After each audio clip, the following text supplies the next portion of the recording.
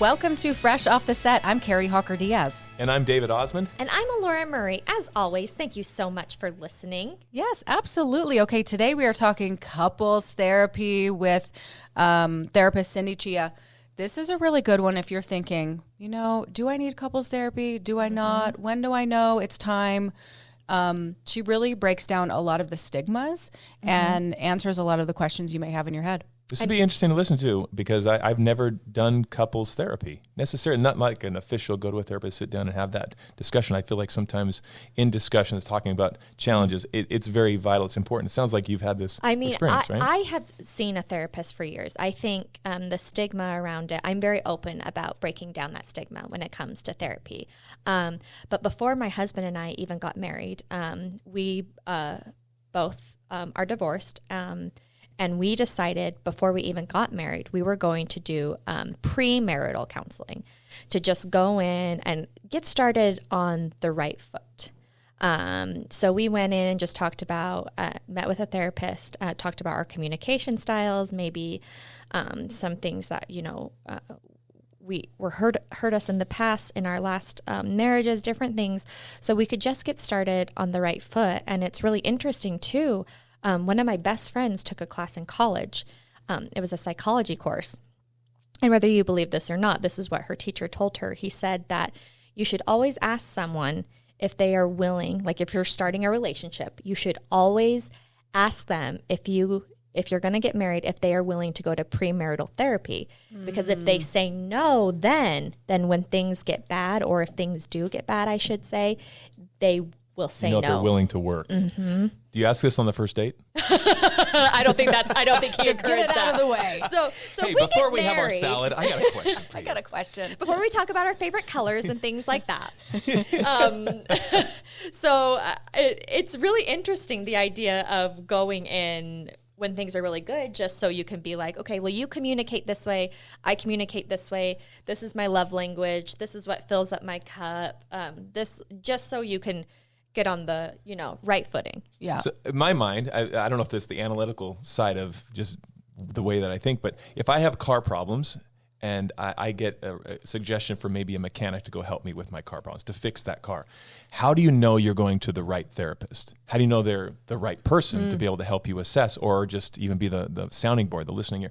Where do you go to get that? Did you guys talk about this? We did. That's funny you mentioned that. Awesome. We talk about how do you know that you are in the right situation and have the right therapist? What if one person is happy and the other person isn't?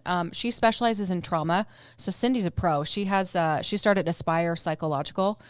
And so she has her own company, and I really feel like we answer every single question you may want to know about couples therapy, whether you need it, whether you don't, whether, what her opinion is, if everyone needs it, and how will you know if you have the right therapist? That's a big one. That's going to be good to listen to. Yeah.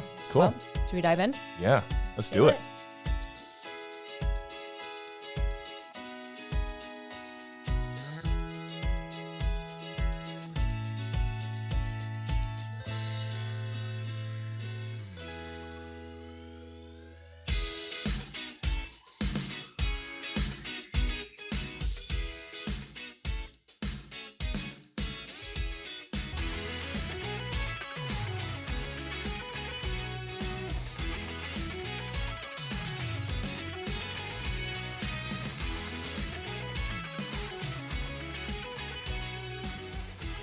I'm so excited to talk to our guest today, Cindy Chia, founder and psychotherapist of Aspire Psychological. Cindy, it's great to see you. Thank you. Nice to be here, Kari. We are so happy to have you. We've had you on the show before, and we were like, you know what? We need this girl back to be on our podcast and talk a little bit more.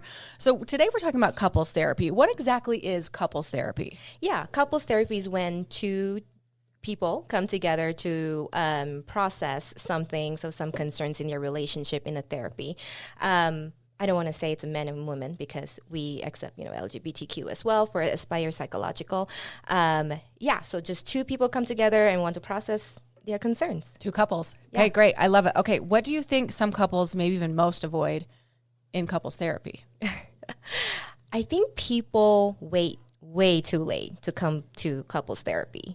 I think a lot of avoidance, a lot of people kind of want to sweep things under the rug to kind of pretend that the problem doesn't exist until they get into another blow up, and then they kind of regret that they didn't address it earlier, and then the cycle just continues. So I think that's a lot of a problem with couples these days, that they don't want to address the problem right away, and they wait too long. Sure, I can see that. And some people think couples therapy is taboo.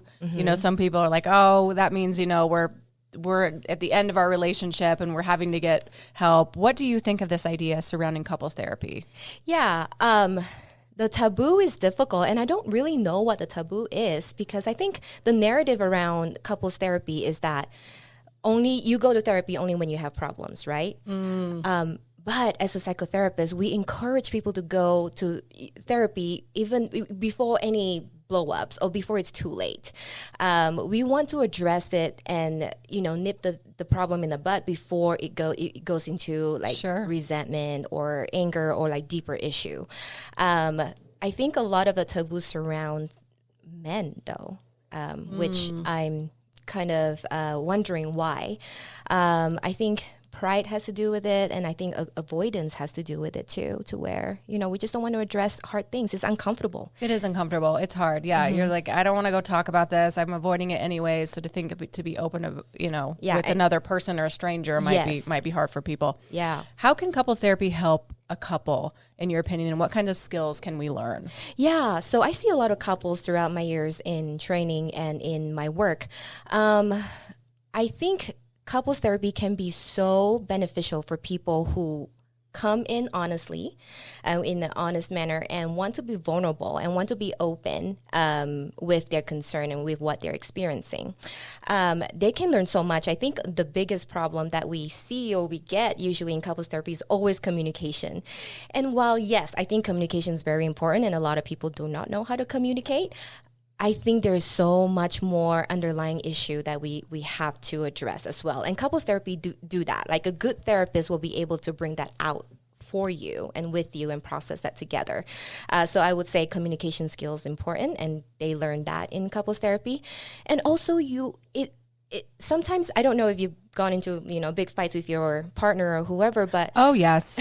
I'm just going to be honest. Yes, absolutely. Me too. I think, I don't know, I want to say majority of us, probably, right? Right. And I don't know if you notice, it's a cycle. Sometimes it's a cycle of the same thing. It's always the same things that we're fighting about, the same thing. So couples therapy, a good couples therapist will be able to break that down for you and process that and get to the root of the problem, instead of, oh, this is how you communicate. But yes, that is important, but we want to get to the root of the problem. And I think therapy can get that for you. Oh, that's so good. The root, get to that root. That's really what it's about.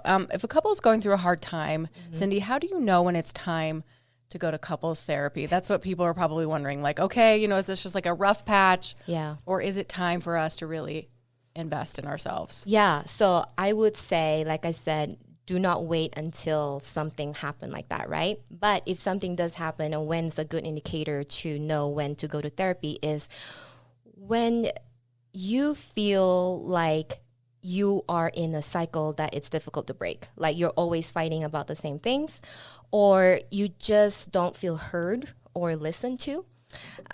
Or you feel like your needs are not being met. So those are some indicators where couples therapy can be very beneficial. Don't wait. Please don't wait until the end, because I see so many couples, and a lot of them wait until the end, where it's kind of like a check off, like, oh, I did couples therapy, and that's like the last resort. And we don't want that. We don't want that to be the last resort. We want that to be the first resort where we can process that together. So yes, I would say any indicator, even if things are going well, you kind of want to know how to communicate better too with your partner, but also more importantly, how to grow together. Because I think in relationship, people get divorces or get separated because a lot of people outgrow the other person. So I think growth can be important too to address in couples therapy. And you don't want to wait until one person's already way far ahead or way behind you to address that. That's such a good point. You grow during your life. You become a different person, know, and so and I think also there's something to be said about life throws you really hard stuff, right? Yes. And so as you grow with this person, you may handle it differently than the other. So it's important to know that you grow and you change and that you can grow together. Right. And we're not the same person, 10 years ago, right? I mean, when you think about it, 10 years ago, we were 20, 30s. And our coping skills change. Our values change. Our beliefs change too. So it's important to address that head on. Oh, that's a really good point. Okay. So therapy isn't just for couples going through a hard time. How can happy couples benefit from it? What do you see coming out of it? How can we benefit? Yeah. I'm just going to give you an example. So my partner and I went to couples therapy a couple of years ago. We were in a good place, but kind of going through some rough patches of different values and different beliefs. How couples therapy benefit me and my partner at that time was really breaking it down to understand the other person better. When you're talking about core beliefs, and as parents, sometimes it's difficult to parent differently or even have different core values like religion, politics, and things like that. Things like that change too sometimes, right? Mm-hmm. So in therapy, we were able to address all of that. And when I say address, I don't mean agree. Like, we can also disagree and respect each other by disagreeing respectfully, I guess is what I'm trying to say. Mm-hmm. So couples therapy was able to do that for us. But in my work with couples therapy, I think communication is a big one. We're not taught how to communicate effectively and how to communicate kindly even.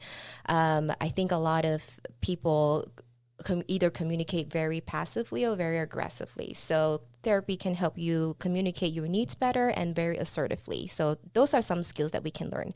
Another thing is also how to disagree, kindly, like I said, also. And also how to parent your kids, if you do have kids, how to parent your kids on the same page, because we all are different. So that's a whole different. Yeah. We have a 6-year-old, and my husband was raised different. I was raised different, and so it's like you're coming together to try to raise a child.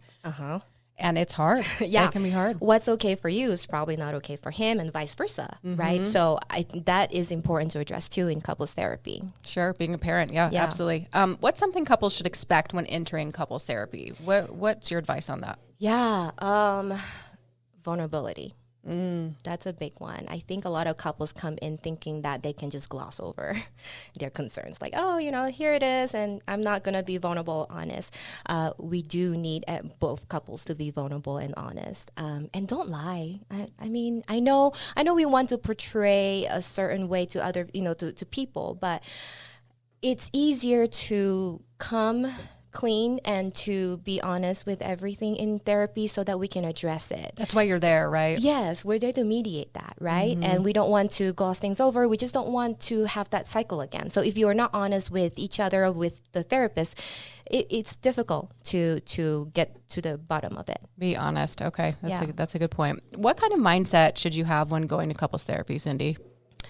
Open-mindedness is important, and expect to be uncomfortable because a lot of things are going to be talked about, and a lot of things your partner has probably never even communicated to you about too. So it's very uncomfortable. So expect to be uncomfortable. Expect to be triggered, I think, a lot too. Mm-hmm.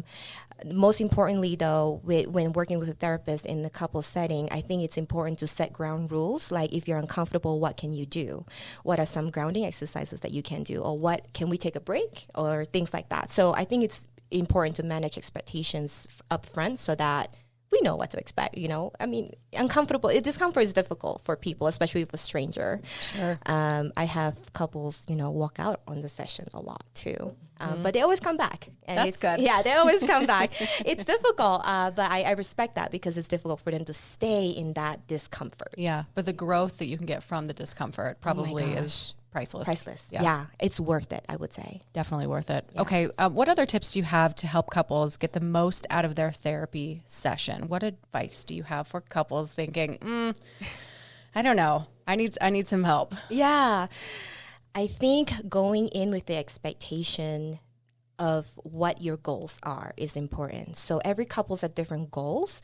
I think, I don't know if this is like a general narrative, but I think people think like going to couples therapy with the goal that you will stay together. That's not necessarily the goal. So the goal for couples therapy usually is to untangle all the mess, address all of the concerns, and also to see what's best for you guys, each individually. Sometimes separation is probably best for the both of you and for the family too. And so I think that managing that expectation is important. And also going back to the vulnerability, right? Like it's important to get there so that we can get all of the stuff on the table and just get over with that. Yeah, I really like what you said about we're not trying to agree with everything. Yes. You know, as you go in, you may be thinking, well, I'm not going to agree with my partner about this, you know, and that's not necessarily the goal. Yes, exactly. And also one thing too, a lot of couples come in thinking that we will side with them. They always be like, oh, you know, that person is wrong, and you know, it's that person's problem. It usually is not. Like, couples are always two-way street. So usually both people have something to work on. Okay. What are some of the common concerns that couples have about therapy? What do you see? Concerns, I think it's just the discomfort. They're not. You mean concerns as in what they come to therapy for? Yeah. Oh, I think a lot of them start with communication problem. I feel like 100% of the couples that I see come in and say that they need to communicate better.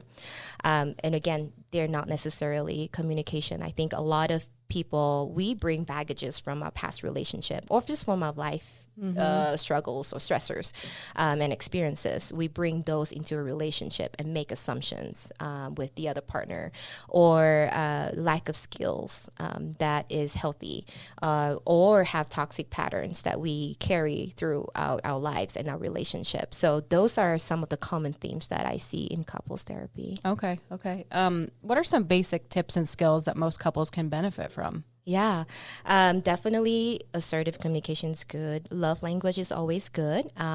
We always start with love languages because I think we don't address that enough. Sometimes we don't even know what our love languages is.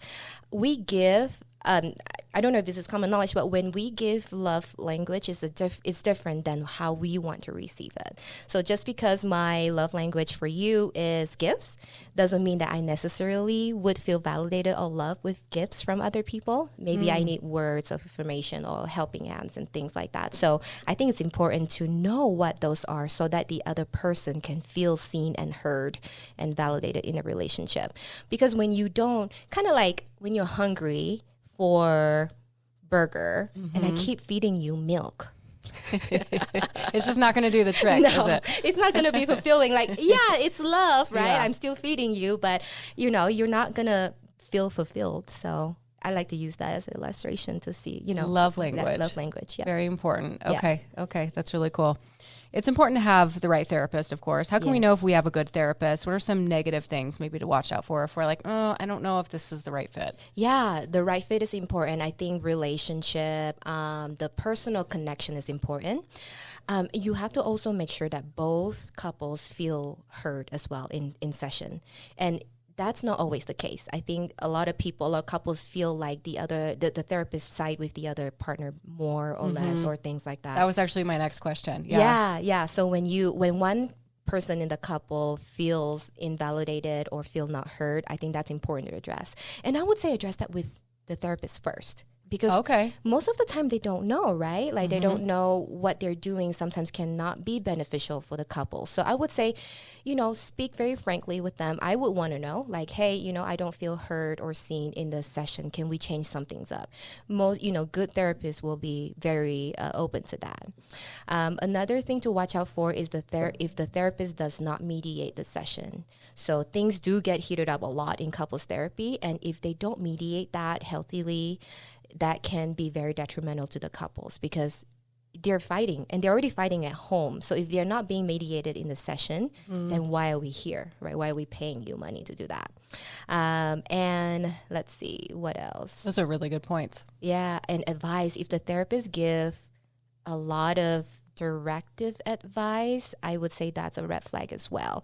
They should guide you to what your goals are, but they shouldn't give you concrete advice. And they guide you to make your own decisions and Yes. figure it out your own way. Yes, exactly. And what's best for you and for your family. Not so much of you should leave now. You should leave the relationship. Yeah, not like that. Okay. Yeah. Very good. Man, I could talk to you about this for hours. I This know. is just, you know what, valuable information. But you know what, you can talk to her for hours. I Cindy, know. where can we follow you if we want more information? Yeah, so my Instagram, I post a lot of mental health strategies and tips and tricks on my Instagram. It's Cindy M. Chia, CINDYMCHIA. And if you would like to schedule with our therapist, we have a lot of great therapists as well, especially in couples therapists and other concerns, family therapists as well. It's aspirepsychutah.com. Very cool. And if you haven't seen the segment we did with Cindy, it's on our website, KUTV.com under Fresh Living. You talked about untangling trauma, and it's very, very good. So make sure and check that out too. Okay, we're going to do the Fresh Five quickly with you. Are you ready? Awesome. Yes, let's do it. You have your cute parents here, and I love this. This is just, hi, parents. I love this. Okay. I wish they went to couples therapy. maybe this is the incentive. Okay, here we go. Okay, pineapple on your pizza or no? Obviously, yes, I'm a pineapple person. Okay. Just feed me pineapple all day. Okay, That'll be good. There you go. Are you a night owl or a morning person? Night owl. You Not like so- to be up yeah. at night. Okay, okay. Would you like to attend a party or host a party? Ooh, that's a good one. I feel like I love hosting because I love giving like special stuff, but I think to be less stressed, I think attending is nice. Okay, so maybe a little both? Yeah, a little bit of both. Can we do both? That's cool, of course. Of course, yes. Okay, it's brunch, Cindy. What are you ordering? Mimosa and chicken and waffle. Ooh, I love priorities. those things. Yeah, That's good. That's good. Okay, and last one. Do you like to call or do you like to text? I like to text. I don't know. I'm that generation who That's just, okay. you know, It makes it easy. Yes, and I'm not available all the time for 5 minutes of a time. So I will just text me. Okay. I'll get back to you. You know what? I get it. I get it. Some of us are like that too. Okay. Thank you so much. It was so fun chatting with you. Thank you for the you're valuable information, Cindy. No problem. Thank Great you. to see you. And thank you for listening to another episode of Fresh Off the Set. Please rate, review, and subscribe. And we will see you next week. Thank you, Kari.